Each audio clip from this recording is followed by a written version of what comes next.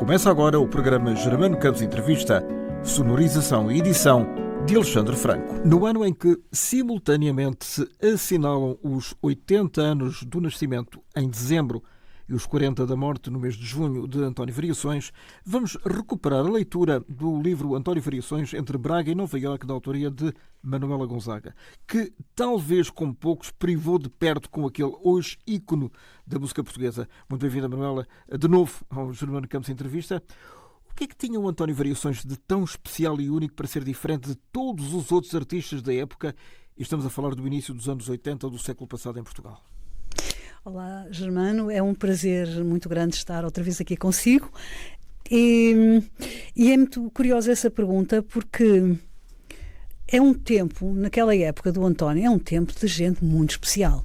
Nós temos uma música, depois de tantos anos de cinzentismo e de clausura mental e espiritual e emotiva, de repente temos uma explosão e aquilo é Nós tivemos o Rui Veloso, que foi uma coisa incrível, especialíssimo, uma Lena d'Águas, tivemos gente de facto muito especial. Mas o Variações não tinha nada a ver com ninguém nem com nada. O Variações era singularíssimo. Talvez tivesse uma filiação que as pessoas dizem, ele faz lembrar deste movimento. Há uma singularidade, ao ar do tempo, todos nós estamos mergulhados na mesma invisível ar do tempo. E de recordar que o título do primeiro álbum do Rui Veloso era o Hard Rock. E é o Hard Rock, exatamente. Mas ele não tem nada porque ele é do Minho, não tem nada, nós conhecemos a família. Ele não deixa de ser um camponês. Há ali uma força nele telúrica que o lega à terra, mas nós não conhecemos ninguém no campo, ninguém dessa área que seja parecido com ele. Depois ele é muito cosmopolita, mas nenhum dos cosmopolitas que nós conhecemos tem alguma coisa a ver. Aquilo é para além, ele está para além. Para além de quê? Ou de quem? É um personagem demasiadamente grande para poder caber num cacifo, que nós gostamos muito de este arruma-se aqui, neste movimento ou nisto, e ele extravasa. Como é que chegou à fala com ele pela primeira vez? Foi por mera curiosidade jornalística? Não tinha curiosidade nenhuma. Não? Não tinha. Eu trabalhava numa revista chamada Música e Som, fazia um suplemento... Do Duarte Ramos? Com o Duarte Ramos, querido Duarte Ramos. Saudoso. O saudoso Duarte Ramos, e tínhamos feito um suplemento no Correio da Manhã, que era um novíssimo tabloide, que se chamava Top Música e Som. Portanto, eu colaborava, aliás, eu coordenava esse Top Música e Som. O Correio da Manhã começou em 79. Em 79, exatamente. Tempos depois tinha este suplemento e eu começo nisto, havia também uma revista. Eu sei que o Duarte Ramos me diz, agora há um cantor, é um barbeiro, é muito na voga, e vais entrevistá-lo, e ele canta a Amália. Bom, eu não tinha giradiscos naquela altura. Eram os giradiscos e as cassetes, portanto foi muito antes dos CDs. Muito antes dos CDs, uns 2 anos antes ou 3 ou qualquer coisa. Eu ia para a casa dos meus sogros ouvir os discos que me ofereciam para preparar as entrevistas, e uma vez fiquei muito contente porque descobri que o Miguel Sousa Cardoso também não tinha, e então ele explicou como é que analisava. Sousa Cardoso ou Esteves Cardoso? O Miguel Esteves Cardoso, peço desculpa. MEC, o famoso MEC. O MEC começa a explicar como é que se faz uma análise de um disco, ou como é que não sei o quê, que ele era genial, sem precisar de ouvir e ter giradiscos. Então falava na capa, falava nisto, falava na... Bom, ele era hilariante, e eu disse, olha, não estou sozinha, eu ia ouvir, não tinha ainda ouvido o Variações, e fui muito zangada. Ele disse, nós tínhamos uma sessão muito gira, chamada Um Almoço Com. Ele disse, olha, vais almoçar com ele. E eu... Bem, mas eu não vou gostar, eu não admito. Um barbeiro vai cantar uma Amália. Ele disse, faz o que quiseres. Ele sabia era uma espécie de crime de lesa pátria. Completamente. A Amália é Nossa Senhora do Fado, não é? E então eu vou para lá com os Jorge... De pé atrás? Hã? De pé atrás? Completamente. Preconceituosa assumidamente. Veja lá como nós somos, não é? Estamos sempre a aprender. O que é que nós erramos, hein? Tanto. Por isso é que eu tenho dificuldade muitas vezes em criticar as pessoas, porque também já passei por essa. Mas eu era rápida. Eu chego lá e é com o Jorge Jacinto, com o querido Jorge Jacinto. O JJ. O JJ. E o António Variações abre a porta, está de Ventalinho, com aquele sorriso dele. Que era estava a fazer o almoço. Era ele que estava a fazer o almoço, que ele explicou que era mentira. Por isso a receita dele chamava-se espaguete fingido. Porque é fingir que eu fiz porque não sei cozinhar e é fingir que não sei o quê. Pronto. E eu olho para o Ventalinho, para ele, para o sorriso desarmante e, claro, logo um grande sorriso. Derreti. E depois, a seguir, olho para a mesa está posta com flores campestres, uma mesa muito bonita, mas nada pretencioso. E vejo que os guardanapinhos são iguais ao Ventalinho. E à toalhinha. Fazia pandan? Olha, eu sei que desatei a rir. E ele também se ria, eu apontava para o Vental, apontava para ele. Depois, eu gosto muito de tecidos antigos. Eu ando pelas aldeias e pelas vilas e vou sempre às lojas antigas de tecido e compro, e depois faço. A partir daí nunca mais deixámos. Depois as paredes cheias de arte popular portuguesa, não é? Patinhos das Caldas, depois as caixinhas e os brinquedos e as coisas, e tivemos ali muito tempo ajoelhados no chão a ver as peças e a falar, e ele muito espontâneo e muito... E ele também ficou... Eu conhecendo depois um bocado melhor, um jornalista ir lá à casa deve ter sido uma grande violência. Tanto quanto eu sei, ele não abria a porta a ninguém. Não. Mas, portanto, o meu desconforto em ir seria seguramente o desconforto dele. Então, mas como é que se deu esse encontro? Como é que se deu esse encontro? Começámos a rir, não, porque foi marcado por música e sim, e ele aceitou. Depois, quando eu entro e vejo o Ventalinho e vejo as toalhas e começo a rir, depois parecia uma criança numa casa de brinquedos a olhar, estes pratos, ele dizia, pois é que as pessoas não dão valor, eu gosto muito, eu comecei a dar valor há muitos anos, agora já se começa a dar um pouco. E, entretanto, falámos muito, e o almoço chorámos a rir, já não sei de que é que falámos, mas mais ninguém estava lá, o Jelle Balder, que era o tal amigo holandês, que eu vinha saber depois que era o companheiro dele, e estava lá mais não sei quem, mas nós não, era eu e ele a falar, e a rir, e a trocar impressões, e a falar, pronto. E depois lá fizemos as fotografias, ele com o Vental, a fazer de conta que tinha feito, mas quem fez foi o Jelle Balder, e eu fiquei com uma admiração, fui a correr a ouvir o disco, e disse, mas isto é maravilhoso, isto é sublime. Ou seja, fez a entrevista antes? Sim, antes. Antes de conhecer? Sim.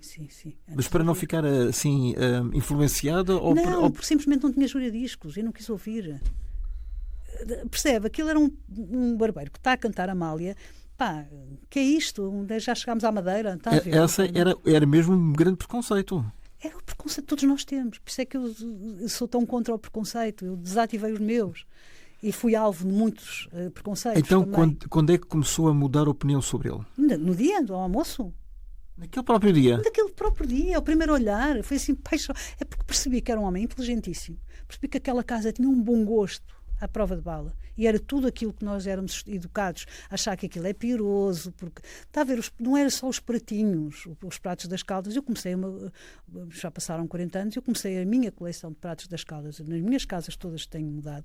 Todas as lareiras e todas as cimas do meu fogão tenho uma coleção de genuínos que eu comecei na altura. Graças ao António Variações? Sim, graças a ele. Eu disse, não, e andorinhas, depois entretanto até houve um amigo meu que andava na escola de cinema, era cineasta e pediu-me e foi lá filmar numa casa minha as andorinhas que eu tinha nas paredes. Eu disse, não, mas isto afinal é lindíssimo, não há o direito de ser preconceituoso. Quer dizer, houve ali uma porta que se rasgou. Eu rasguei muitas portas em África porque nem as deixei serem erguidas. Cá, isto é uma cidade muito classista, muito pacóvia, muito classista, muito cheia de... Provinciana no pior termo do... pior termo. E as pessoas julgam-se e depois olham e as meias e isto e aquilo, quer dizer, o todo é maior que a parte. E aqui a pessoa começa a construir o todo a partir da partezinha e a coisinha e pronto. E eu aquilo ali desmoronou tudo. Portanto, eu tenho essa dívida de gratidão em relação ao António. Depois, claro que fui ouvir e achei que aquilo era maravilhoso. E então fiz o artigo, depois fiz uma grande entrevista no Diário Notícias, porque disse eu quero fazer, porque nessa altura já estava numa outra revista que era o Espaço T Magazine, mas tínhamos também um suplemento no Diário Notícias. Era da Torralta? Era, da Torralta.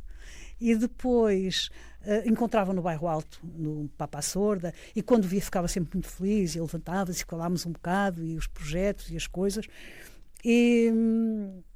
E pronto, e quando ele morreu, isto foi tudo vertiginoso, não é? Sim, porque há muita gente que acha que ele teve uma grande carreira. Não, a carreira dele foi muito intensa, mas em muito pouco tempo. 3 anos. Foi assim incrível. Entre a libertação, entre aspas, da Valentim de Carvalho, porque ele já estava congelado tinha sido contratado, mas não produzido, nem havia nenhum disco.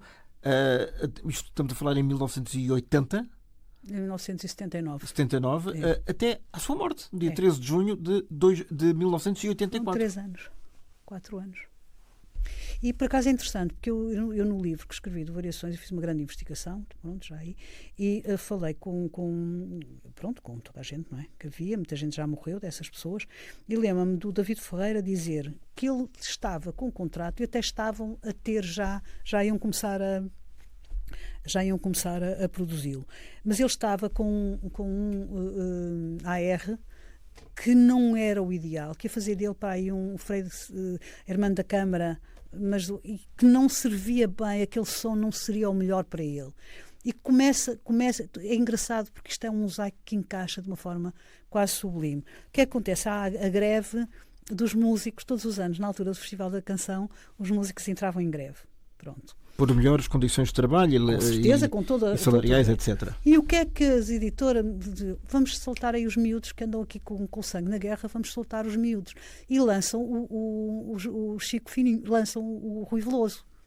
O Rui Veloso entra ali numa frinchazinha em que os músicos estão de greve para lutarem pelas suas condições, naturalmente, mas era sempre... E ninguém estava à espera que o Chico Fininho fosse o êxito que foi. Foi uma coisa... esmagador, eu lembro-me, toda a gente cantava o Chico Fininho, toda a gente, também entrevistei mas esse eu ouvia, portanto eu ouvia-se em todo lado.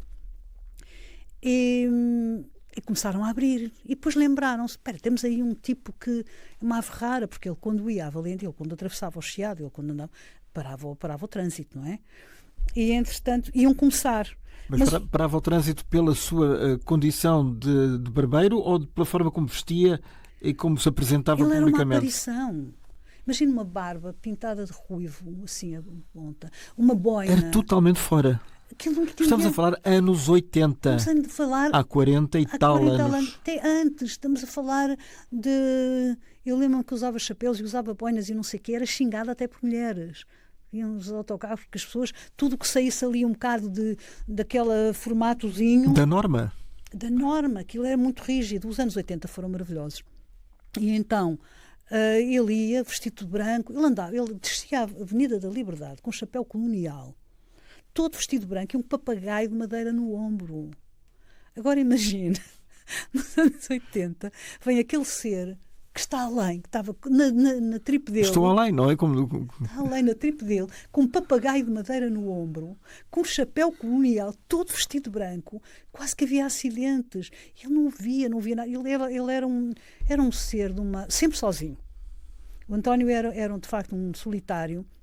E às vezes quando dizem não, que ele em grupos, o António não andava em grupos. O António ia para a noite sozinho, vinha da noite sozinho, entrava quando queria, saía quando lhe apetecia. Mesmo à mesa, ele às vezes jantava com amigos, eu tenho pessoas a descreverem essas situações no livro, e de repente ele não dizia nada a ninguém, levantava-se da mesa, nem dizia boa noite, nem dizia não sei quanto, e ia-se embora.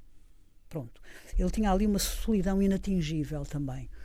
E sendo uma pessoa gentil, bem educada. Mas era por isso que ele era um permanente insatisfeito, e isso nota-se por muitas das letras que ele escreveu? Ele era uma pessoa que ele estava tão à frente do seu tempo e tão deslocado de tudo que ele era insatisfeito porque ele queria dar muito mais. Ele achava que precisava de saber música e não sabia, porque ele não aprendeu nenhum instrumento e ele gostaria, ele trauteava, não é, as canções, e por isso é que foi bom não ter sido gravado antes, porque depois chegaram os novos, o Chico Fininho, o Rui Veloso a escancar às portas, e então o Variações teve os melhores da altura, que o respeitaram, apesar dele não saber música, que atenção, naquela altura não saber música era assim quase motivo de desprezo. Eles tinham um respeito tão grande pelo António, que diziam: António, achas isto bem? O que é que te parece este som? Pediam-lhe opinião. Sim. O que é que te parece? E ele ia dizendo, e eram os melhores, de facto. E eu tenho esses nomes também todos escritos, alguns também já morreram. E ele queria ir mais longe, ele queria tirar coisas que não estavam ainda, e estava a ver, e para ele demorou muito tempo, porque ele desde os 3 anos de idade, quando saía de casa, da casa dos pais, atravessava aquela, onde eu estive, aquela estradinha, ia para o Penedo em frente e dizia, não estou para ninguém. E cantava, ouvia, era muito tímido, mas começava a cantar com 4, 5 anos, ouvia-se a quilómetros de distância. Portanto, ele em palco, ele não havia timidez nele. Mas as pessoas iam à casa dos pais e ele escondia-se das visitas, por assim dizer. E a casa dos pais era muito movimentada porque a mãe era das poucas pessoas que sabia ler e escrever e escrevia cartas para os vizinhos. Aquela senhora era uma mulher maravilhosa e lia as cartas. A Diolinda. A Diolinda de Jesus. E então, ele queria mais longe. A quem ele dedicou uma canção. A quem ele dedica uma canção. E, de facto, ele tinha 2 figuras matriarcais fortíssimas. Era a mãe, a Diolinda de Jesus, e a Amália, que é a Nossa Senhora do Fado. E ele tinha essas 2. Então, o António tem na letra, tem o desacerto, lá vai o maluco, lá vai o demente, porque ele sente que há uma coerência nele, mas que está a contratempo, ainda bem que estava, porque ele abriu o caminho e rasgou horizontes, mas além disso ele era um homem muito trabalhado. As pessoas pensam que ele... Deixa-me fazer uma... Eu às vezes vou às escolas falar, tenho uma coleção infantil-juvenil, e tenho o livro do António Variações. E uma vez numa escola que eu fui falar, no Norte, fiquei muito triste porque os miúdos iam fazer um espetáculo, um espetáculo cá fora, porque era de celebrações de António Variações. Ninguém tinha lido a biografia do António Variações. Ninguém a tinha lido. Eu estava a fazer-lhes perguntas, porque eles não sabiam o que é que me haviam de perguntar. E eu só fazia, a minha mãe sim, a minha mãe conheceu, o meu pai, mas vocês não sabiam? Não. E depois foram fazer o espetáculozinho deles, que era dar saltos no ar e rebolarem-se no chão. E eles não perceberam que o António é tão maior, tão mais vasto, tão mais fundo. Então eles tinham visto o quê? Tinham visto videoclipes na altura? Tinham visto videoclipes. Para que é que iam perder tempo a ver o livro? Contava simplesmente a história dos pais dele, a história do António, a história... E não houve essa curiosidade, intelectual. O António tinha isso. O António ia a fundo. O António, por exemplo, gostava de brinquedos antigos, gostava de... Como isso. Um dos amigos dele, que eu ainda conheci, foi o meu vizinho, o Carlos Barroco. O António foi conhecê-lo e tornaram-se amigos, porque o António queria ir mais fundo nessa sua paixão. Então, o Carlos Barroco era a pessoa que percebia mais de bonecos antigos. Aliás, tinha uma galeria, a Galeria Novo Século. O Carlos Barroco percebia, era um culto, e o António tornou-se amigo dele. Passavam serões a falar, porque o António queria saber o porquê, o como, o quando das coisas. Essa curiosidade falta na maior parte das pessoas hoje em dia, que acham que chegam ali, dão 3 cambalhotas, vão para um programa de reality shows, fazem uns disparates, zangam-se, põem a... E acham que são os maiores. E são os maiores, até à próxima leva, porque desses lindinhos e dessas lindinhas estão sempre levas novas a chegar. Quem fica é quem está estruturado. O António estruturou-se para ir muito, muito, muito mais longe. Mas ele deve ter sofrido de bullying, não só devido à sua forma de criativa, como a própria homossexualidade. E isto estamos a falar antes do aparecimento da SIDA. Sabe que pouco tempo antes. É assim, eu acho difícil o António ter sido vítima de bullying. O António na escola era um aluno aplicado. Aliás, há uma pessoa que pegou na biografia e fez um trabalho muito bonito de banda desenhada e põe uma história que é completamente mentira. Põe o António a apanhar uma grande tareia da professora, e quando no livro quem apanha a tareia é o Chico da Fonte, que eu conheci. Contou. Mas inventou isso? Não leu o livro bem. Então o António a desmaiar de dores das reguadas. O António não levava reguadas. O António tinha um cuidado muito grande em... Sabe aquela coisa do camponês genuíno, que olha para as nuvens e sabe se vem sol ou se vem chuva, então já vai fazer as coisas de outra maneira. O borda d'água. Exatamente. Ele sabe perfeitamente o ar do tempo, ele sabe, ele sente. E o António tinha uma grande dignidade. Os próprios irmãos dizem que acham muito difícil. Ele veio trabalhar para Lisboa aos 12 anos, ele alugou um quartinho. E acham muito difícil que se tenha abusado do António, porque o António impunha respeito. Ele impunha respeito até aos pais, não é? E aos irmãos. Então, o António tem uma escolaridade sem história, mas bom aluno. Há um colega dele que apanha de facto uma tareia daqueles de desmaiar, e o Chico da Torre contava-me que a última coisa que viu antes de desmaiar foram os olhos do António verdes e cheios de lágrimas, porque as crianças ficavam à volta a ver estas coisas, que a prima a chorar, matam... Pronto, e a menina que escreveu o livro escreveu que isto foi o António. Jamais. O António vem para Lisboa.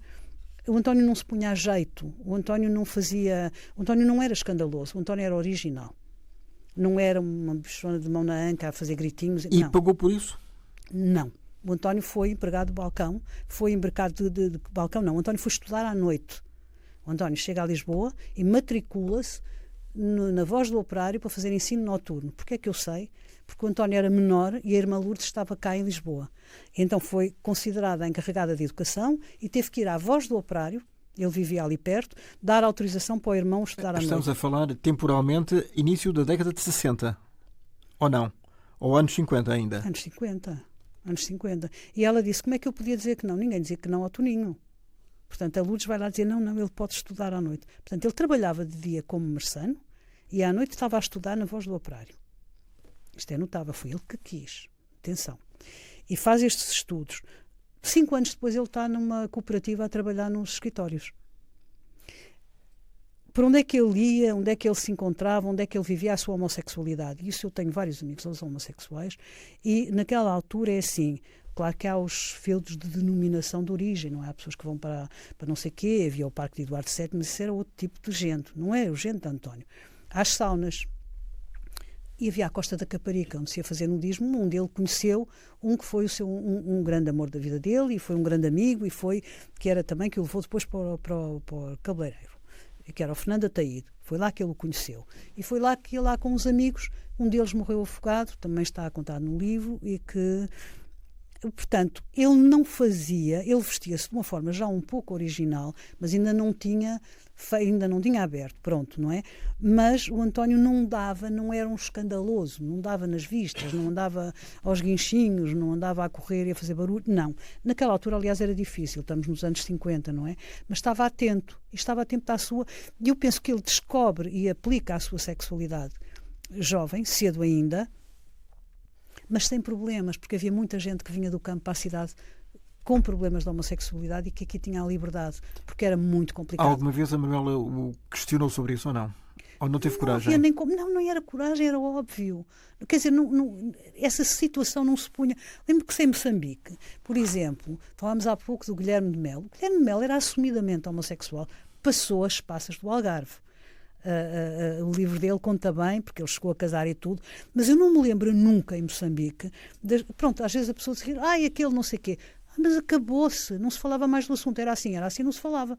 Eu tinha colegas meus, fotógrafos, que eram completamente homossexuais. Tinha um, que era, agora não me lembro o nome dele, que era tão engraçado, que chegava sempre ao pé de nós a contar as festarolas que tinha dado, e nós muitas vezes dizíamos, vamos à tua casa comer os restos. E ele tinha sempre uns banquetes maravilhosos.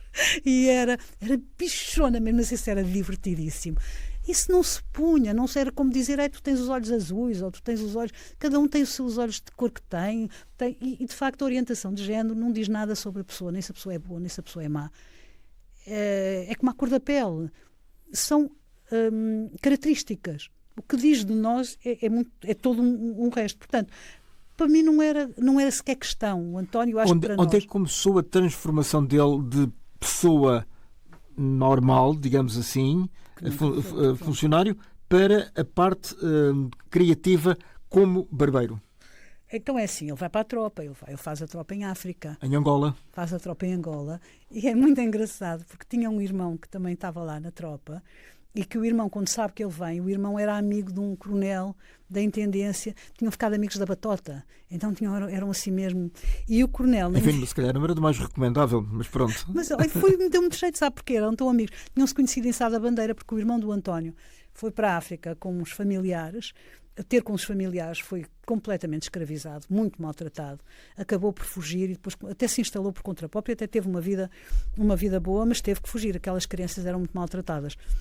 E depois ficou muito amiga em Sá da Bandeira do tal coronel, e depois em Luanda, que já estavam, disse, olha, o meu irmão vem aí, que ele escreveu-me, não sei o quê, onde é que o rapaz vai? O rapaz vai para aqui, é tão mau. E o coronel da batota, o amigo da batota, disse, isso é muito mau, puto, vamos pôr o puto no outro lado. E onde é que a gente vai pôr? Olha para isto foi assim, olham para isso foi o irmão que me contou, para um mapa, diz, aqui não, vamos pôr o puto ali, que ali não há guerra nenhuma. E o Variações vai para o sul, para uma zona, não é? Onde não havia nada para fazer, havia uma praia, dava catequese, até há umas cartinhas dele escritas, mas achou que era um tempo muito perdido. Depois ainda teve uma outra transferência, ia para Ipanambongongo, que era um sítio horrível, e lá vai outra vez o irmão ter com o coronel da batota e dizer, meu irmão, e ele, não vai nada para eternizado, aliás, por um poema do Manuel Alegre também. É? Eternizado por um poema do Manuel Alegre, na Bongongo. Sim, exatamente. Exatamente, era terrível. E lá mudaram, portanto, o António ainda por cima era dele. Eu consegui o certificado dele, ele ficou muito bem classificado em como é que se chama? Em comunicações, porque ele fez a especialidade. Ele fez a especialidade em comunicações. O que é que os irmãos se lembram nessa altura? Dele furioso por ter que cortar o cabelo, ainda em Braga, fazer a recruta, odiava aquela roupa, odiava... Máquina zero. Máquina zero, odiava. E depois, quando o cabelo começou a crescer, demorava muito tempo a secar o cabelo com as mãos e a fazer os caracóis e a fazer isso. Eles todos se lembram. E todos, cunhadas e tudo, que eram ainda vivos, quando eu os entrevistei, isto em 2004, 2005, 2003, quando estava a fazer o livro, e que diziam que ele era extremamente cuidadoso com o seu corpo, com a alimentação. E, portanto, ele vai para Angola. Vem de Angola, o que é que ele resolve fazer? Não vou ficar em Portugal, vou para fora. E vai para a Inglaterra. Vai para a Inglaterra, não gostou, a Inglaterra já tinha passado, vai para a Holanda. E quando ele vai para a Holanda é que percebe, eu estou isto é o meu país. A Holanda naquela altura era uma coisa absolutamente espantosa, muita música. E então aí faz... E nós estamos a falar do Red Light, portanto, o distrito do Red Light é em Amsterdão, não é? Amsterdão, e estamos também a falar dos grandes catedrais dos espetáculos da música, que, de facto, toda a gente ia tocar a Amsterdão, toda a gente. E o António está lá 2 ou 3 anos, penso que conhece o Bela Balder nessa altura, vem para Portugal e um dos seus amigos, o tal seu amigo, que era dos cabeleireiros, leva-o para a Aer, e o António começa a ser cabeleireiro. E então aí... Da Isabel Queiroz de Val? Ou não? Depois vai para a Isabel Queiroz de Val abrir e também tem ali uma função muito importante. Aí é permitido já uma certa... E estamos nos anos 80. E nos anos 80 já há a Gaiola das Loucas do Bairro Alto, já há os Trasvestis, já. E um dos primeiros espetáculos é na Guida Scarlatti, é no Scarlatti. E que o Carlos Ferreira... Do Carlos Scarlatti. O Carlos Ferreira... abriu-lhe a mão, disse sim, e abriu-lhe a mão, depois esteve no outro, teve uma série de sítios, e aí ele já assume, e como cabeleireiro ele já podia, ou seja, ele já está num nicho, e já está em que ele não vai propriamente para o escritório, ou para o não sei quê, em que tem que vestir de uma maneira, que ele sempre, e pronto, ele mesmo quando vai à terra não abdica da sua maneira exótica de vestir. O que ele faz é veste camisas como o avô e o bisavô usavam, de colado, muito bonitas, que ele achava, e as pessoas achavam que aquilo era horrível. Mas a coisa mais exótica, aquelas cores, aquelas camisas, isto ele começa a fazer nessa altura, mas o espetáculo ele chegou a tocar em Angola, teve uma banda em Angola. Ele ganhou uma vez um concurso, eu não consegui encontrar isso. Mas era de uma rádio? Era de um, é assim, eles faziam espetáculos. Era patrocinado para alguma empresa? Não havia isso. As pessoas apreciam e era um bocado, olha, tenho aqui este espetáculo, e quando montávamos umas... E não conseguia de todo descobrir? Não consegui. Até porque muita imprensa desapareceu. É muito difícil encontrar... Nos arquivos, não é? Nos arquivos, porque há muita que não há. Não consegui encontrar isso e não consegui ninguém que me passasse essa informação, mas sei que sim, que alguém disse a alguém que não sei o quê. E depois o António já está completamente, pronto, já fez a tropa, já esteve em Londres, já esteve em Amsterdão, ele rasgou os horizontes. Depois tem aquele amigo, e depois aquele amigo que era que falei há bocado agora, o Ataíde, que é o seu amante, que é o seu amor, com quem ele vive. Depois é muito engraçado porque quando ele vem, o Ataíde tinha-se apaixonado por uma mulher e tinha casado com uma mulher. E eles ficam os 3 amigos, a mesma. Aliás, foram grandes companhias uns dos outros. Era a Rosa Maria, do Trumps, e o António ia sempre para o Trumps mais cedo que toda a gente para dançar sozinho. Não ia com ninguém, não ia em grupo. Então chegava ao Já Trumps. Vem daí, se calhar, alguma coreografia que depois ele aplica nos vídeos. Aplica aí e também aprendeu-a muito, porque ele tinha muito acesso à informação. Ele viu muitos espetáculos em Amsterdão. Ele ia a tudo. Seguramente, era impossível. Como dizia um tio meu, Lisboa, nessa altura, anos 60, 70 e ainda 80, sim, era uma pequena grande cidade de província. Era, mas nos anos 80 foi muito louco. Aquele perímetro... Foi o rasgar, nessa altura. Eu vivia ali perto, em São Mamede, ou essa Bica, São Mamede, Bairro Alto, aquilo era uma loucura. Aquilo era outro país. Aquilo era outro filme. Então, o Carlos Ferreira conta-me que quando abriu, depois teve que fechar, ele ainda abriu em 70 e tal, 75. Depois o Copcom e depois não sei o quê. Em pleno verão quente. Horrível. Gonçalvista. Horrível, exatamente. Contra tudo e contra todos. Contra todos. Depois, assim, ainda muito modesto. Depois, lá volta a abrir em 76, porque ele teve ali muito discreto, e ele teve cenas dos copcons com as armas pousadas no chão a dançarem cancan em cima das mesas. Não há registro. Há o registro lamentável. Não, é de abrir os pulsos. Eu tenho a memória dele, porque ele disse-me, eu gravei e escrevia, e está agrafada no livro em que ele conta que eles iam lá e acabava tudo a dançar cancan em cima das mesas. Um delírio divertidíssimo.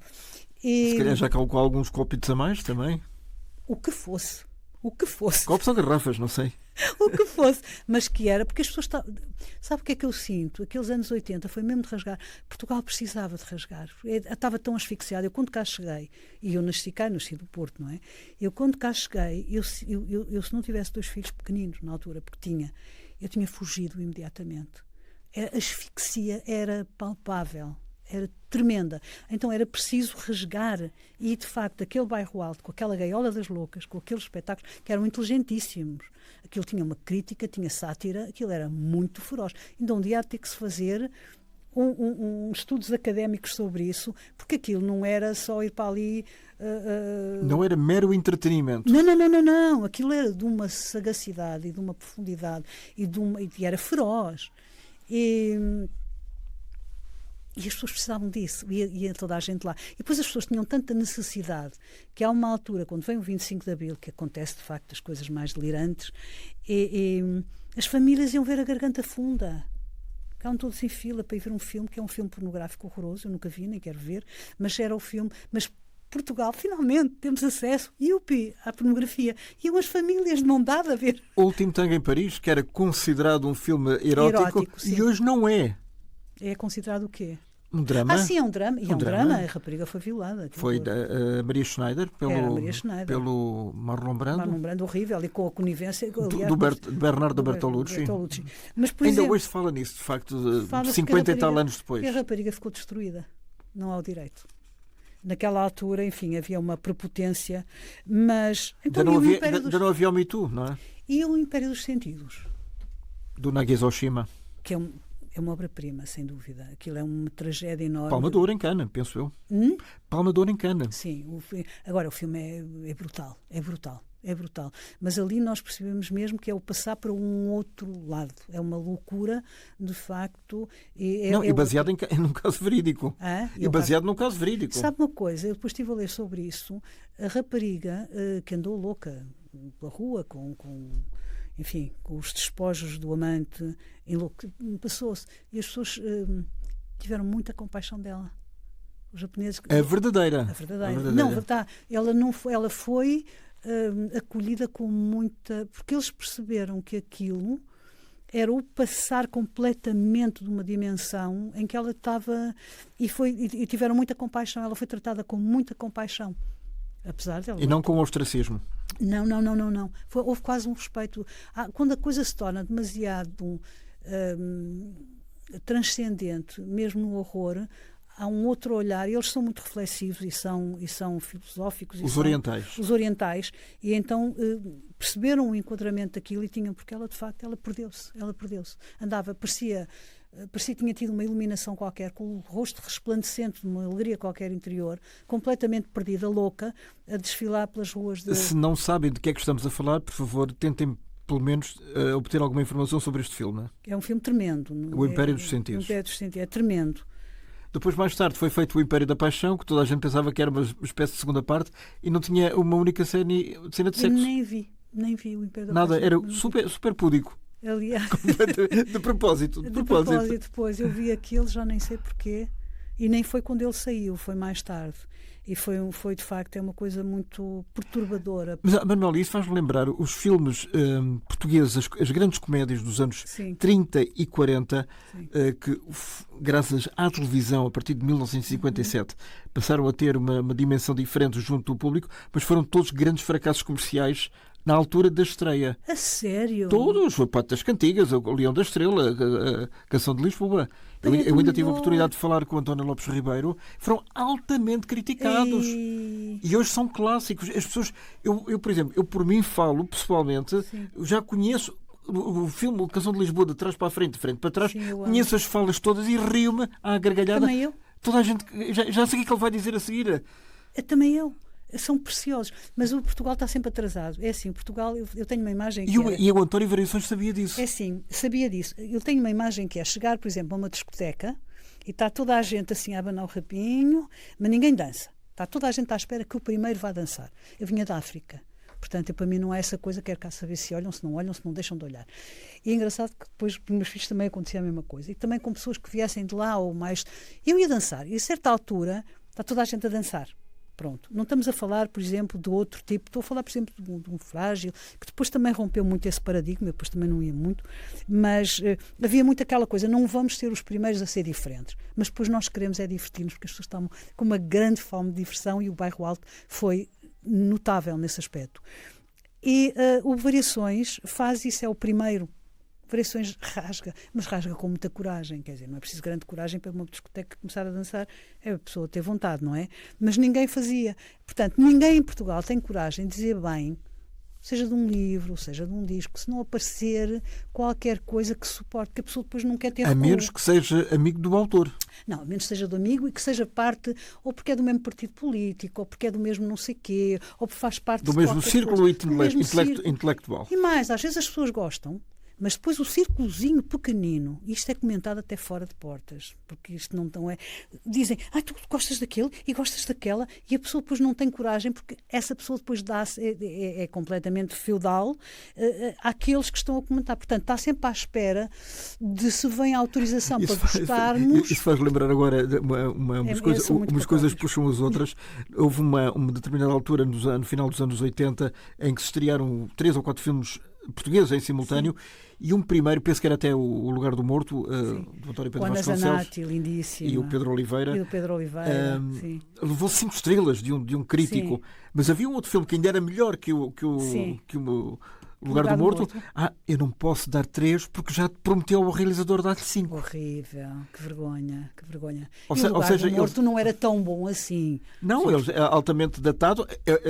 Era, na altura foi o maior sucesso comercial do cinema português. Exatamente, atenção. Era giro. O filme e era o António giro. Pedro tinha de facto, e já agora aproveito sempre para falar nele e tirar-lhe o chapéu e fazer-lhe uma homenagem de quem era o grande amigo, para dizer que ele, de facto, tinha essa preocupação de contar uma história. O António Pedro Vasconcelos. António Pedro. Dos melhores cineastas que nós tivemos. Dos melhores cineastas. As coisas que ele fez são magníficas. E não sei se seria muito querido. Não tenho certeza se ele seria, de facto, muito estimado. Também isso não me interessa. Entre os seus pares? Entre os seus pares. Pronto, não sei. Mas ele era muito grande. E eu gosto, o trabalho dele era muito minucioso. Por acaso foi pena ele não ter feito o filme sobre Variações, porque se calhar havia muitos pontos de contacto. Pois não sei. E depois também são outras políticas. Gostou do filme ou não? Eu não vi. Porquê? Porque assim, eu vi duas ou três. Então uma pergunta, como é que alguém que escreveu uma biografia e privou com o António não teve curiosidade, no mínimo, em ver um filme sobre ele? Eu vou-lhe dizer porquê. Eu vi algumas partes do filme e, por exemplo, quando eu vejo um António Variações com 2 brincos, um de cada lado como castiçais, como o António jamais usava 2 brincos, e havia uma pessoa que eu conhecia chamada Teresa Couto Pinto, tirava e era só um. E quando muito tinha outro pequenino. Quando eu vejo uma cena em que o António anda tipo em grupeta, com uma data de gente, a rir e não sei o quê, quando o António andava sempre sozinho. Quando há uma parte em que eu vejo que o António anda tareia no Parque Eduardo VII, jamais a dizer palavrões, eu disse, não, isto não é o António. Pode ser um filme muito bom, mas não lhe chamem António. É uma ficção. Mas pode ser uma ficção, mas ouça, até no estrangeiro, onde as pessoas têm muito... Quando se vai fazer um filme sobre alguém, as pessoas vão ver o que é que está escrito. A minha biografia é historiográfica. A minha biografia é estudada até no estrangeiro. Atenção. E nas universidades em Portugal também, ou não? Na altura eu já era historiadora. Mas a primeira edição tinha alguns erros de edição. Foi maltratada. Depois por uma pessoa que depois até, enfim, se retratou de algum modo, de uma ou outra maneira, e depois aquilo foi reproduzido, porque ninguém que nem tinha lido o livro. Mas não faz mal. De qualquer forma, quando vou fazer qualquer coisa, o filme saiu depois do livro estar escrito. Se o filme tivesse saído antes do livro estar escrito, eu ia vê-lo. percebe? Porque ia vê-lo. Agora, eu vou ver um filme em que me mostra um António numa grupeta, que é uma coisa jamais. Ele, se visse, até ficaria ofendido. O António era um solitário. Entra sozinho, sai sozinho, dança sozinho. Pronto. Entre o António andar à pancada no Parque Eduardo VII. O António era um homem que gostava de homens. Não andava ao engate de meninos e de crianças. Não andava nos parques Eduardo VII desta vida. O António tinha as saunas, tinha os urinóis, se tivesse, tinha os estrangeiros e tinha a Costa da Caparica, onde ele tinha os seus... podia ser com pessoas mais novas, mas era um homem que gostava de homens. Não era uma outra designação qualquer. Então acha que o filme... O filme não lhe faz justiça. Quis ser mais escandaloso? Não, o filme quis reproduzir imaginários, provavelmente de alguém que está mais próximo, envolvido na tessitura do filme, e acha que aquele imaginário reproduz uma certa vivência da homossexualidade. É um bocadinho como a história do bem bom em relação às doce. Portanto, o próprio Tosé Brito não se revê na personagem dele e as 4 cantoras muito menos, não é? Pois, exato. Mas eu acho isso errado. Porque é que as pessoas não vão? Eu, por exemplo, para fazer o Variações, eu falei com toda a gente. Eu estive em Braga, não só familiares, com o padre. Este livro, fartei-me de estudo, demorei 3 anos, a Aqualtune, eu desmanchei-o a 2/3 já estava a 1/3 do fim. O Aqualtune, para quem não sabe, é o seu mais recente trabalho sobre uma princesa africana. É um romance histórico. Porque não coincidiam as datas com factos históricos. E eu desmanchei-o. Eu acho que o filme do António Variações foi bom, e foi bom tê-lo feito, portanto, presto aqui a homenagem possível, porque pôs muita gente a ver, as pessoas sentiram que era comovente. Eu tenho pessoas que dizem, eu não sei quem, ainda não li o teu livro, mas paciência, pronto, os amigos muitas vezes não leem, mas olha o filme, vai ver que é muito giro, e eu, está bem, irei, mas fico contente, porque o filme não deixou o António morrer. Portanto, eu não estou a dizer isso, por dizer, não. Agora, o que eu tenho pena, e acontece muitas vezes em Portugal, é os realizadores portugueses acham que têm todos o Woody Allen. Isto é que a ideia é deles, e veio da cabeça deles, e há uma versão, e não há versões. Quando existiu uma pessoa, por amor de Deus, sejam honestos. E depois, ponham lá as coisas que quiserem, que acham que embelezem. Agora, não faltem à verdade dos factos. O António não andaria à pancada no Parque Eduardo VII, a dizer palavrões, aqueles palavrões. Eu, quando vi aquilo, disse, eu não acredito. O António não dizia um palavrão. Nunca lhe perguntaram em relação à produção do filme, nunca lhe perguntaram nada?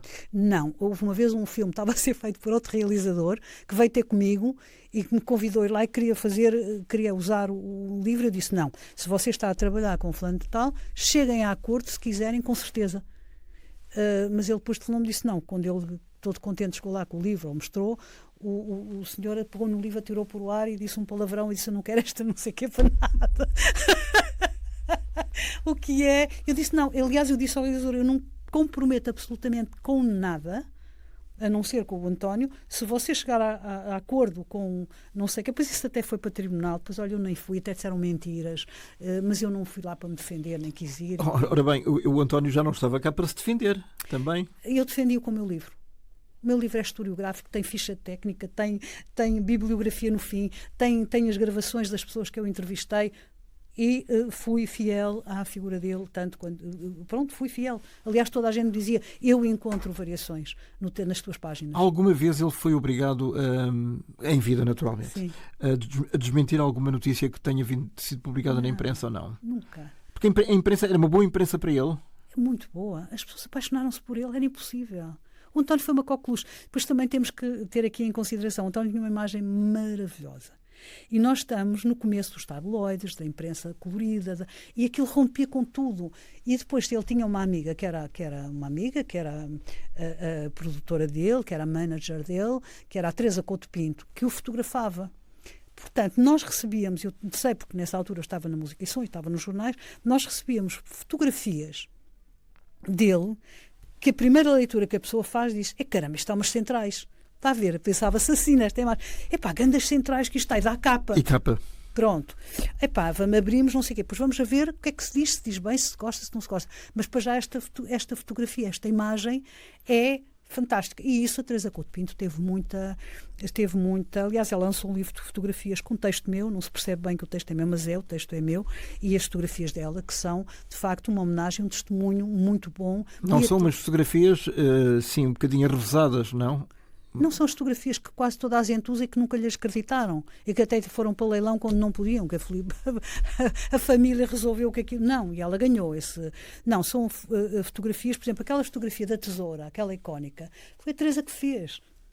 Foi ela, porque ela depois também tinha muito um enorme bom gosto, um enorme sentido estético e era muito amiga dele, ele confiava muitíssimo nela e dizia, Teresa, agora temos que fazer uma fotografia. E ela começou a dizer, não, tens que ser fotografado e depois ele acabou por dizer, olha, agendas-me tu os espetáculos e fazes tu, e a Teresa foi uma grande apoio para ele e teve com ele, a Teresa e a irmã, teve com ele até ao último momento. Lourdes? A Lourdes com a Lourdes, a Teresa a Teresa Couto Pinto e a Lourdes, eu também, minha querida Lourdes, que eu falecida há 3 anos, sensivelmente. Sim, eu gostava muito dela. E a Teresa estava, por exemplo, de manhã ia até à tarde, depois vinha a Lourdes, depois a Lourdes dormia lá, depois vinha... Elas regressavam. Há uma altura que são as duas a pegar nele ao colo e a levarem-no para... Já estamos a falar na parte final da vida dele. Na parte dele, sim, já no hospital. Há pouco falámos do cinema, naturalmente temos que falar também de uma peça que se chama António e Variações, do Ricardo Mosqueda de Oliveira, que já esteve aqui também por este programa. Aí sim, aí há uma maior fidelidade em relação quer ao livro, quer à própria história em si. Sim. O Ricardo tem uma qualidade enorme que me faz muito lembrar o Variações. O Ricardo quer saber mais. O Ricardo quer ser honesto. O Ricardo quer ser legítimo. O Ricardo quer ir ao fundo do fundo. E eu conheço o Ricardo, foi uma coisa maravilhosa. Quando ele ainda viveu aqui em Lisboa, tivemos um encontro na Flower Power da Calçada do Combo, em que ele me dá conta, isto há 12 anos, pai, dá conta do seu sonho, do Variações. E disse, olha, conta comigo, no que tiver na minha alcance, o livro, pronto, com certeza, antes ainda destas reedições da Bertrand, conta comigo, com certeza... Nunca me passaria pela cabeça, não esforço pedir royalties a uma pessoa que ainda por cima está a levantar a memória de um ser que ambos amamos tanto.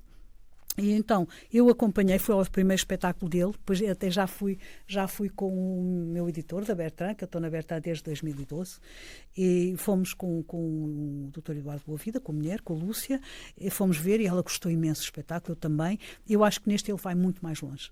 Neste último estreado este ano de 2024. Último, que eu vi o guião, tivemos até a discutir, ele me mandou um texto, que ele é de facto, ele faz o que eu fazia. Quantas vezes eu tinha entrevistas e se eu não percebia de física quântica ou se não percebia de física das partículas, eu mandava a pessoa para ler para não ter ali nenhuma asneira. Porque não é... Para ser o mais fiel possível.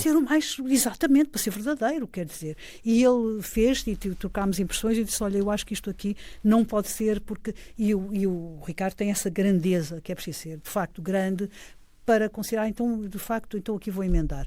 Portanto, isto eu penso, não vi ainda, o que eu vi de fotografias, o que eu tenho falado com ele, acho notável o trabalho que ele tem feito. De caracterização, porque ainda por cima ele é fisicamente até parecido com ele. Ele tornou-se parecido com ele. Muito mais que o Sérgio Praia, por exemplo. Sim, o Sérgio fez um trabalho bom de caracterização. Excelente, mas o Sérgio é muito, talvez mais duro. O Sérgio tem ali um porte mais duro. O Ricardo é mais maleável, mas tem uma altura... Ele tem crescido imenso com estas Variações. Porque o que eu conheci há 12 anos e agora tem uma... Anda agarrado à pele dele mesmo. Ele está com uma autoridade natural. E depois o Ricardo fez uma coisa muito interessante. O Ricardo foi para o Minho. Ele ficou muito amigo dos irmãos todos. Ele conheceu os irmãos todos. Ele era amigo da Lourdes. Ele conheceu toda a gente. Ia mais fundo e mais longe e mais longe e mais fundo. Aliás, há uma homenagem no final do espetáculo, espero que não esteja a ser spoiler, de homenagem justamente a Lourdes. Eu vi, vieram umas lágrimas aos olhos porque eu gostava muito da Lourdes e ele estava muito contente de nós estarmos a trabalhar juntos, a Lourdes estava, eu também mantive sempre o contacto com a Lourdes e a Lourdes comigo e tenho, e a Lourdes era uma força da natureza. A força da Lourdes. Aliás, quando eu lancei o primeiro Variações, eu fiz questão, e lá no Norte, que ela viesse comigo. É assim, eu lembro-me uma cena na FNAC da Maia, em que o rapaz que lá estava, era um rapaz grande, forte, e que estava a olhar para a Lourdes e diz-me assim, esta mulher é um espetáculo. A Lourdes, claro. E no fim as pessoas eram o meu livro, iam dar o livro à Lourdes para ela autografar. Como se fosse ela a autora. Eles queriam cá saber, porque a Lourdes cantava como o meu irmão dizia. E então eu só dizia, era assim, deixa um bocadinho para mim que eu já Que eu também gostava de dar lá o meu rabisco. depois não tenho espaço, porque ela tinha assim uma letra grande. E assinava? Ela assinava, ocupava o espaço todo. E depois, se as pessoas quiserem, depois também queriam, já agora que eu estava ali, a escritora, eu disse, Lourdes, depois eu se calhar um bocadinho, ela, está bem, minha querida, meu amor. Também vou deixar ficar aqui um espacinho. Mas deixas-me ficar aqui. E ela então eu lá tinha o meu nome mais pequenino, porque ela de facto é que enchia, quer dizer, a mulher começava, eu falava umas coisinhas, não é? Mas depois ela Era uma começava, mulher do Minho mesmo. ela começava a cantar. Elas viam ali isso, era a voz dela, e depois era muito alegre, ela ia a guiar, ia a dizer, adeus florzinhas, eu amo, adeus cãezinhos, adeus não sei quantos. Ela era uma pessoa extraordinária. Manuela, o que é que ficou por dizer, se isso aconteceu, sim, sobre variações que não conhecemos de todo? Nós não conhecemos o mistério da sua alma, não é? Pois, eu lembro, por exemplo, a Patrícia Reis esteve aqui, sim, neste programa há uns anos ao lado da Simone, de quem fez, sim, uma biografia, e obviamente que eu perguntei à Simone, nesse livro é tudo revelado, e ela diz, meu querido, o que é que achas? Eu tenho jardins secretos. Claro. E respondeu. Claro. Não, há muita coisa que não... Aliás, houve coisas que eu soube e que não pus. Porque as pessoas me contaram, porque eram muito, muito, muito próximas dele. Mas foi por pudor, por medo, por respeito? Não, porque não tenho que contar. Ninguém tem nada com isso. Mas sobre a sua vida íntima, por exemplo? Sim, sobre algum... Quer dizer, a gente sabe que ele esteve em Nova Iorque, a gente sabe que ele teve não sei o quê, que aquilo era muito para lá de Bagdá, não é? Eu não tenho que estar a contar uma outra coisa que eu vi. Estamos a falar dos bairros boémios de Greenwich, numa etc. certa boémia nós não temos que falar. Se ele estivesse cá, eu seria capaz de perguntar, António, concordas que ele teria que visualizar? É porque não acrescenta nem tira. A nossa atividade sexual, a forma como nós a vivemos, interessa a nós, não interessa a mais ninguém. E cada um vive como a quer viver. Acrescenta alguma coisa a dizer que o António teve não sei aonde, ou teve... Fala-se assim de passagem, que sim senhora, que havia boémia, os quartos escuros e os não sei o quê, e que ela era ousada, e a própria Teresa às vezes perguntava, António, tu não tens medo? E ele disse, isto não há nada que a penicilina não trate. Pronto, também é essa grande ilusão. Agora, estar a contar historinhas ou estar a fabular à volta disso, o que é que isso interessa? Mas António não dava escândalo público. Mas quando ele morreu, e atenção que a SIDA, ele morreu em 84 e a SIDA, sim, começa a falar-se em 1981, portanto, era ainda um grande tabu, sim, e era um grande mistério sobre que raio de doença é esta. Não foi, e passou a ser pior que isso, passou a ser a doença dos homossexuais, que são os criminosos, pecaminosos, e Deus mandou isso para as castigar. Primeiro era dos haitianos, depois era dos macacos. Depois era dos macacos. E depois é dos pecaminosos... de Deus. Aquilo era um castigo de Deus, estavam mesmo a pedi-las. E quer dizer, e isso, a família sofreu muito com isso. E eu percebo que aquilo houve ali um lado... não é fácil ser uma família muito... tradicional? Tradicional do campo. Conservadora do campo. Em que vive segundo uma série de regras, levar com um irmão tão exótico. Claro que levaram com o mundo da fama e que não sei o quê, que foi bonito, mas quando o irmão começa a ficar doente, as pessoas são muito cruéis, são muito invejosas e podiam muito bem, pois vocês andaram aqui a gabar-se que o vosso irmão era muito importante, mas olha, está com a doença dos não sei quantos. Não é difícil, mesmo que não verbalizem, as pessoas sentem que aquele pensamento está no ar. Isso é muito cruel. Portanto, essa família passou também um bocado duro, um bocado porque... aquilo rompeu e os homossexuais foram muito, muito atacados e muito culpabilizados e muito o SIDA ao meio morra, acabemos com isto, quando a SIDA sabe-se que atingiu toda a gente. E graças a Deus tivemos uma outra vítima de sabemos lá o quê nesses anos, que é a Princesa Diana, que também morre nessa altura, em que ela foi visitar as pessoas doentes com SIDA, entre outras pessoas, e pegava-lhes na mão e estava com elas no seu leito de morte. Como a Madre Teresa de Calcutá. Exatamente. E também caíram ali algumas barreiras. E diziam-se uma princesa daquela, porque a Diana era muito amada. A Diana teve ali um papel também interessante. E não é desmistificou, aproximou o coração das pessoas. Pá, são pessoas que estão a sofrer. Por isso é que era a Princesa do Povo. A Princesa do Povo. A Manuela chegou a ir visitar o António Variações quando ele estava no hospital? Foi fulminante, nem sabia. Nós sabíamos que ele estava doente, estávamos à espera que ele fosse Foram dias? Não, foi questão de meses, mas isto é muito rápido. O António está doente. Está bem, as pessoas ficam doentes, passam um mês, vão voltar a gravar, pois vão sempre coisas a acontecer. E estava um disco para sair. Sim, e estava um disco para sair. Mas ele depois não sei o quê. As coisas não estavam a ser faladas. A certa altura ele estava no hospital. Quando ele está no hospital, mas a pessoa tinha muito... É tal história, não há nada que a penicilina não trate, não é? A pessoa está no hospital, mas pronto, hoje em dia, quando vem a notícia, foi fulminante. Foi fulminante. Não estava à espera de todo. Não, eu tive uma crise de choro. Da morte dele. Não. Ninguém estava. Só mesmo as pessoas estavam a acompanhar e eu essa parte não acompanhei. Eu ainda nem conhecia. Como é que soube da morte dele? Eu soube na rádio. Não soube na rádio. Naquela manhã de Santo António. Naquela manhã de Santo António. António Variações morreu. Foi assim, tipo... Não, foi incontrolável. Incontrolável. Eu acho que muita gente teve ataques de choro incontroláveis, porque ele era nosso. Ele entela um embaixador. Foi um bocado como o Nicolau Breiner, agora mais recentemente também. Foi mas assim. Não fiz tão crossover. O Nicolau Breiner era muito amado, mas o António Variações fez crossover. O António Variações estava tão próximo da pessoa mais humilde. Aliás, ele era extremamente gentil com pessoas muito humildes. E era capaz de ser muito arrogante com pessoas mais... essas histórias de cabeleireiros que são lindíssimas. Ele era capaz de dizer, senhor, eu queria... A senhora não quer nada, quem sabe sou eu, não sei o quê. Ele lá uma velhinha, peixeiro, não sei o quê. Senhor António, diga lá, minha querida, pegava-lhe na mão, era assim, o que é que quer? Eu tinha um respeito enorme e tinha preços baixos nas barbearias para não afugentar essa clientela. E toda a gente chorou. E quer dizer, mesmo pessoas que não... tiraram-nos ali um arco-íris, tiraram-nos ali uma fonte de alegria, uma fonte de inspiração. Apagou-se uma luz. A sensação foi mesmo, apagou-se uma luz. Insubstituível ou não? Sem dúvida. Há quem diga que não há ninguém insubstituível. Mas há. O Buda é insubstituível, o Cristo é insubstituível. Vêm outros, não quer dizer que não venham outros, por amor de Deus. Estamos sempre a arranjar, mas não é substituir, não é... Aliás, nenhum de nós é insubstituível, mas nenhum de nós é substituível. Ele certo? deixou herdeiros artísticos ou não? Ele é único, é singular. Ele é uma singularidade. Para as novas gerações, e é muito interessante que pessoas que hoje têm 50 anos e tinham 10 na altura, ou têm 60 e tinham 20 na altura, sim, que gostam dele. Amam-no.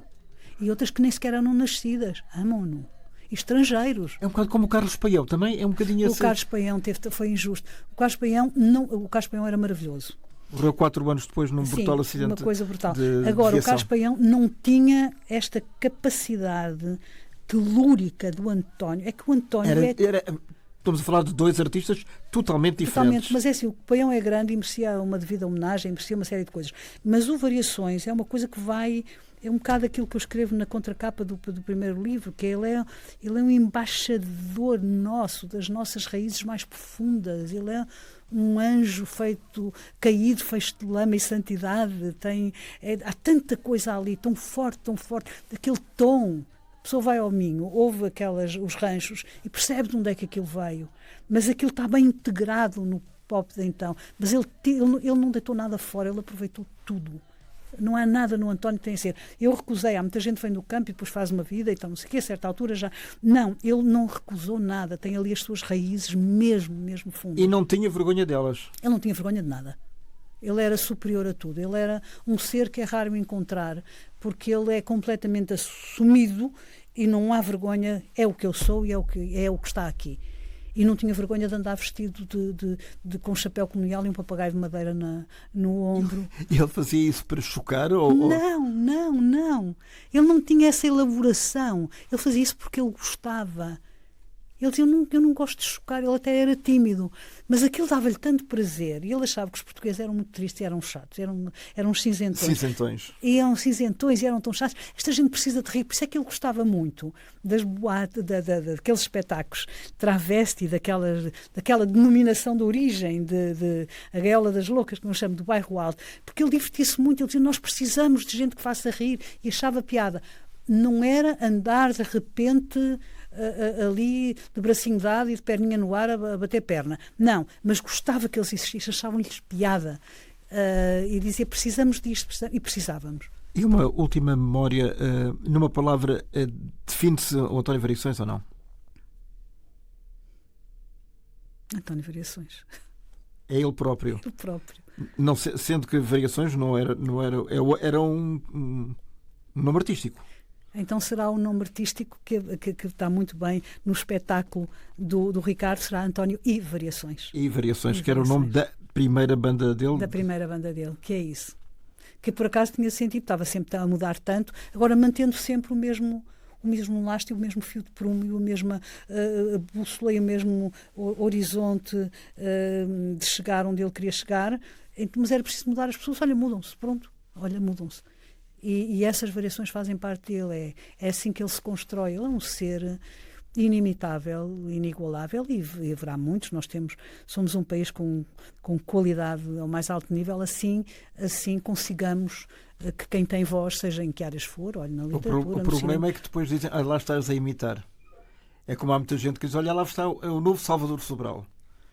É o novo Conan Osiris. Pois. E de facto tentar imitar. Não, isso não dá para imitar. Não dá para imitar, não, porque fica ridículo. Não, o que as pessoas têm aqui que fazer é pensar nisto. Isto é muito bom, vamos reconhecer.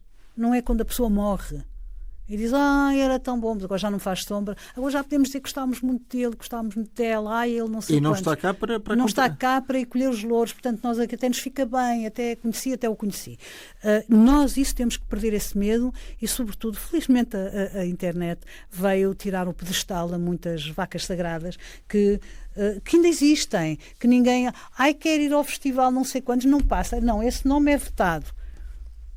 Nós temos muitos escolhos se não estamos agregados ao grupo A, ao grupo B. Eu, por acaso, gostava de saber se o António Variações estivesse entre nós, e com 40 anos mais novo, obviamente, ir ao Festival da Eurovisão era um sucesso. Completamente. Hoje em dia, há 40 anos, não. Eram bem comportadinhos. Eram tão nóia, tão neura. Eu estive a ver os festivais antes, aquilo é uma tristeza. À luz da época não eram. Não, mas era muito tristonho. Depois tem músicas bonitas e tem alturas que as coisas são muito bonitas. Mas o António também teve a vantagem. Nos anos 80 há muita juventude nos jornais. A malta dos jornais. Nós temos todos 20 e poucos anos. O Pedro Rolo Duarte, por exemplo, que também já nos deixou há uns anos. Pronto, mas por exemplo, o Duarte Ramos, que era o nosso patriarca, o nosso chefe, ele ia buscar aquela malta com 20 anos e 22 e 23 e não sei o quê. Nós estávamos ali a trabalhar naquela... E ele confiava, e as coisas tinham que ser bem escritas, claro. E o set? O set era muito bom. Era das edições pró-jornal. Exato, o set era muito bem feito. Havia gente muito jovem, portanto, com muito sangue na guerra, e não queria saber o que os outros pensavam. Portanto, eu não gosto, não interessa. Nós gostamos e nós fazemos. E o Miguel Esteves Cardoso, devia haver um em cada geração, e infelizmente tarda. Bolas para o Pinhal. Lembras? Exatamente. Que era a página dele. Isto era fantástico.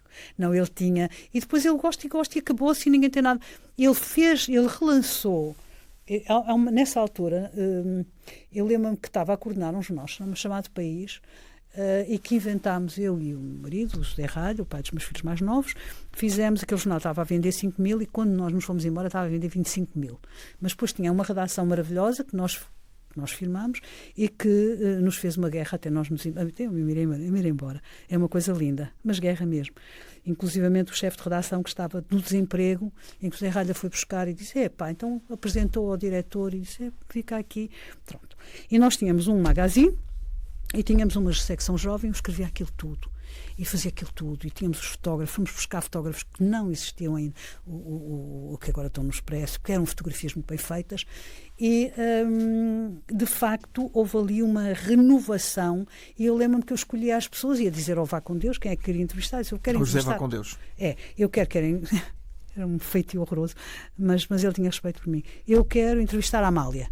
E começa a redação, né? A Amália está feita com o regime. Com o regime, não sei o quê. Eu entrevistava, eu era a coordenadora. Depois até me conseguiram tirar sem me dizer nada. Tiraram-me de coordenadora, depois foi quando eu me fui embora. Isto temos assim uma gente de esquerda muito gira. E eu fiz uma entrevista da Amália, recebi cartas centenas a dizer obrigada por ir buscá-la. E foi muito bom. O Miguel Esteves Cardoso, que tinha já um outro patamar muito mais consolidado que o meu, faz uma coisa sobre a Amália, Bem, caíram as velhas do Restelo todas, aquelas esquerdas bolorentas, caíram todas, porque de repente a malta nova com os 20 começou tudo a ouvir fado e apaixonou-se pela Amália e aquilo desapareceu como morcegos perante a luz do sol. É que houve uma altura, um período largo, Sim. em que ouvir fado e falar de fado era muito mau. Não, eu fiz isso no País em 78. Pus a Amália, uma grande entrevista da Amália, e aquilo, o País, nós passámos um jornal de 5 mil exemplares para 25 mil. Fizemos eventos, fizemos um rock à beira-mar, fizemos tudo para o jornal crescer. Demos emprego àquelas pessoas. Depois um dia eu chego à ficha técnica e digo ao Martim de Castro, eu já não sou coordenadora. Ficavas tão separada de nós, achámos que ficavas separada, que ali fazes parte da redação. Eu saí, fui-me embora. Mais separada ficou. Não, e depois recebi cartas a proporem-me aumentos e eu nem pensar. Depois o sindicato disse-me, nós podemos levantar porque isso é ilegal, e eu disse, não quero. Fui trabalhar para o Espaço T Magazine, foi a melhor coisa que me aconteceu, e aquele jornal durou 2 anos a seguir. E o que não dura 2 anos, dura há mais de 40 depois da sua morte, é o António Variações, sobre quem tivemos a falar nestes programas com a Manuela Gonzaga, autora deste belíssimo. Eu volto a dizer, António Variações, entre Braga e Nova Iorque, vai na 3ª edição ou mais? Não mais, porque ele teve as edições da Âncora. Ele já deve estar mais ou menos na 7ª. 7ª edição? Sim. É como as colinas de Lisboa. É como as colinas. É o homem de Lisboa, o António Variações. Nasceu em Braga, morreu em Lisboa e já faz uma saudade há 40 anos que morreu e 80 que nasceu. Manuela Gonzaga, muito obrigado. Obrigada. Foi uma conversa muito incompleta, mas é o que temos. Não, foi ótimo. O Variações merecia isto e muito mais. Provavelmente numa outra ocasião teremos António Variações, parte 2, o regresso. Obrigado. Muito obrigado. Até à próxima.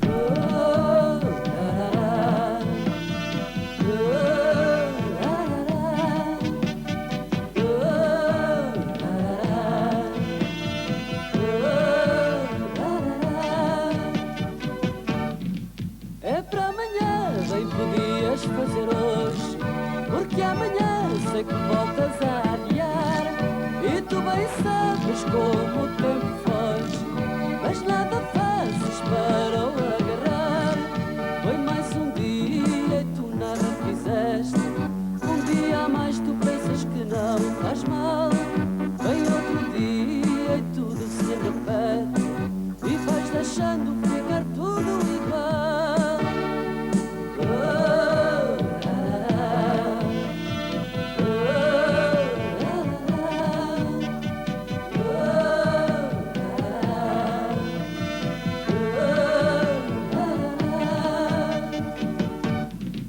É para amanhã, bem podias viver hoje, porque amanhã quem sabe se vais cá estar. Ai, tu bem sabes como a vida foge, mesmo de quem diz que está para adorar. Foi mais um dia e tu nada viveste, deixas passar os dias sempre iguais. Quando pensas no tempo que perdeste, então tu queres, mas é tarde demais.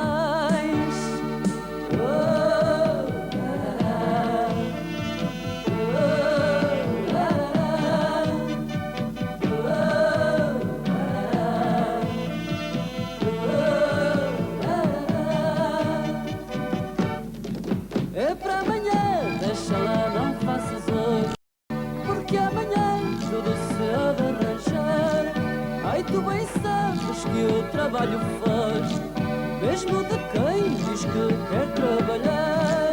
Eu sei que tu andas a procurar esse lugar que acerte bem contigo. Do que aparece tu não consegues gostar, e do que gostas já está preenchido.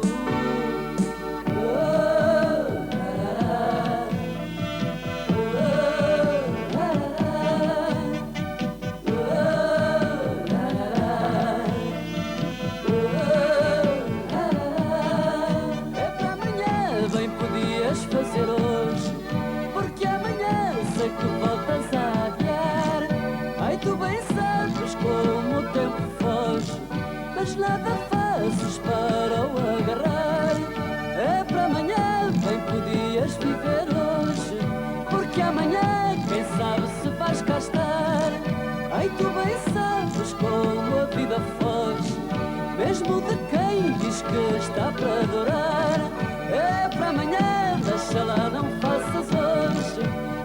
amanhã tudo se há de arranjar.